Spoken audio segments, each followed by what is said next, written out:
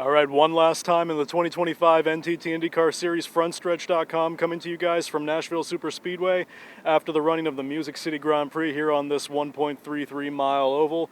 Alex Gintz, Tom Blackburn, Christopher DeHardy. We've got a ton to talk about, but first let's get the big thing out of the way. The championship was already wrapped up. We don't know where Will Power is going to live next year, et cetera, but Josef Newgarden finally broke through to get a win this season. He doesn't go winless for the first time in however many years, much needed for Team Penske. Tom, what does this mean for the two team going forward? Because there's been a lot of talk about Josef all throughout this year. Yeah, it's probably really good for his operation going into the off season because this is going to take some of that pressure, being winless, not having won since 15 or 14. So doing it in his home crowd today too, that is a lot of momentum for them to take into the off season, especially with what's going on with the 12 car. Newgarden is going to be there. He is obviously going to want to improve next year. This is exactly what he needed so he won't be cranky all the way through the offseason. Christopher, before we get into some of the major stories, does this momentum carry to the 2026 season for the two team in a big way, or is Josef Newgarden, I mean, let's be real, when you think about personality and you think of Josef Newgarden, you don't always think of a happy picture. Does this really make a difference for him going into next year? It might, but with a very long off season, you never really know. However, he's the last driver that's going to take the checker flag first this year. So obviously you're going to have that little bit of a giddy up in your step as you head to the off season, but by St. Petersburg, he'll have long forgotten Nashville, or a little bit, because it is his home race after all. But it still is nice to go into the offseason and start your preparation work ahead of 2026 and however that schedule is going to look with that trophy sitting nice up there on the mantelpiece. All right. The not-so-pleasant news on the day. Blackburn, we all saw a very, very controversial collision between David Malukas and Louis Foster. The former was running on the lead lap. The latter wasn't. The former wound up in the wall and eventually in a helicopter on his way to Vanderbilt for advanced imaging for what looked like a concussion-style collision. Mm-hmm. You talked to Foster after the race. Did you get anything from him about that incident? No, we didn't really dive into that with him winning Rookie of the Year. We just didn't touch on that. But you could get a sense that, first of all, hopefully Malukas is going to be okay. And that this is, unfortunately, just a situation that Malukas has had multiple times, not just this year, but last year. He had crashed with Will Power. He's just, the whole story and rumors of him moving to Penske, he has to find some sort of patience out there. And now, whether or not you say that it was because of Malukas or because of the lap down car of Foster, it didn't look like Foster had very much room to go.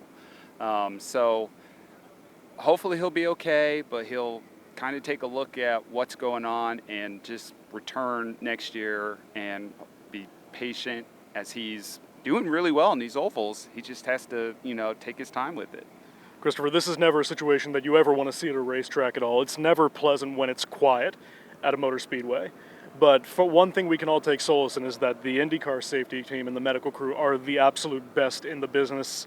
And, they were on top of things with David. They got him in for observation. They ran their tests. They made a call and got him where he needed to be. That can't go unnoticed today. 100%. And we want to make sure we highlight one very important fact. He was awake and alert throughout this entire process. Like, he's there obviously are concerns about a couple of other things, but he was awake, he was alert. They actually showed the helicopter, and he was actually sitting upright, which to me is a good sign.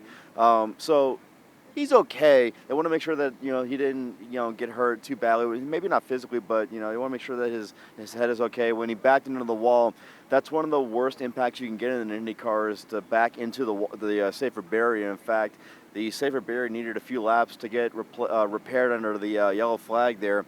Not a good situation, but like I said, the most important thing to remember is he was awake, he was alert, and I guess they seem to be, on top of it for the most part. They just want to make sure he's okay. But, when he got out the car, he was very slow to get out the car. They took their time. They got everything, situated with him. They weren't going to try and rush it. That's the last thing they want to do is try and rush it with a situation like this. I'm going to stick with you for this next one. Every time we come to an oval, Christopher, we talk about Connor Daly in some way. And it's normally, oh my goodness, Connor Daly's going 4 right around the outside on, lap -4 into turn 7 or something like that. You talked to Connor after the race, and he gave you a bit of insight into the setup that the number 76 team ran for this race.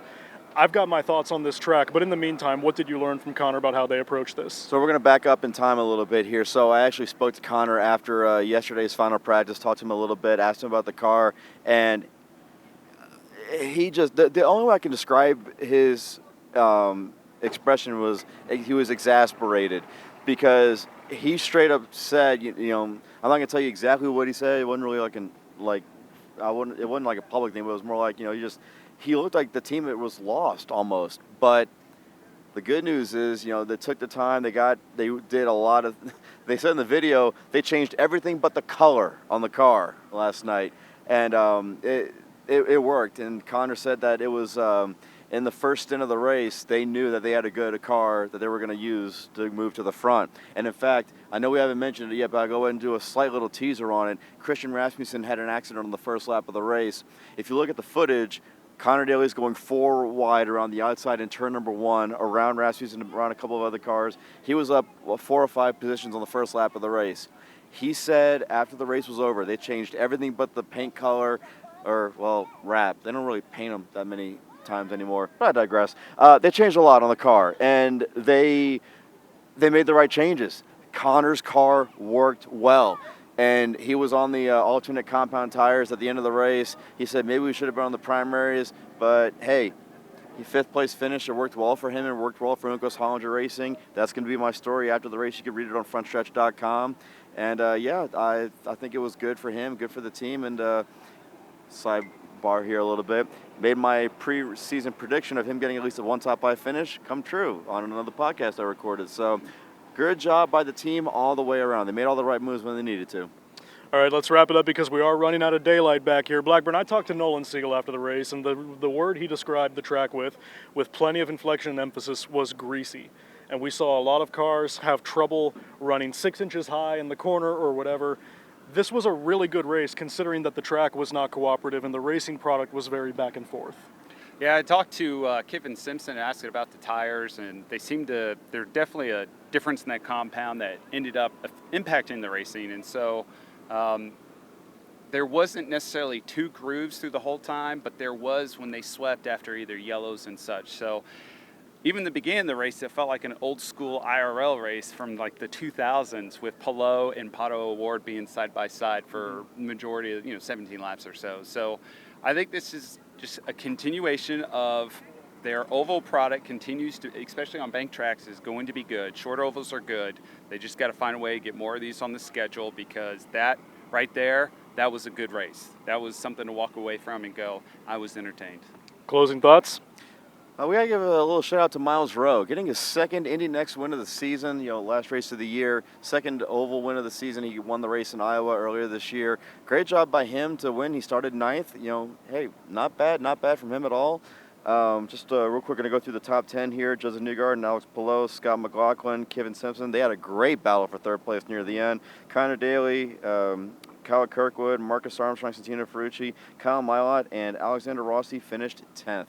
Great day, and Rossi was on a bit of an off-sequence strategy. He pitted a bit of a different time from a couple of other drivers, so good job for him and the 20 crew to finish with the top 10 finish, 3rd one in a row. Great day of racing to end off a great year, and that's it for us in 2025. We'll be back for the 2026 IndyCar Series season on the streets of St. Petersburg, Florida, sometime in early March, I believe. March 1st. Race day is March 1st. All right, well, we will all see you guys then. Thank you very much for tuning into this post-race conversation with Frontstretch Open Wheel. Alex Gins, Tom Blackburn, Christopher DeHardy, signing off. Tom Bowles from Frontstretch.com here in IndyCar land. Hope you just liked what you saw. Come back soon for more great racing videos, and if you really like us a lot, don't forget to click that subscribe button. Thanks for watching.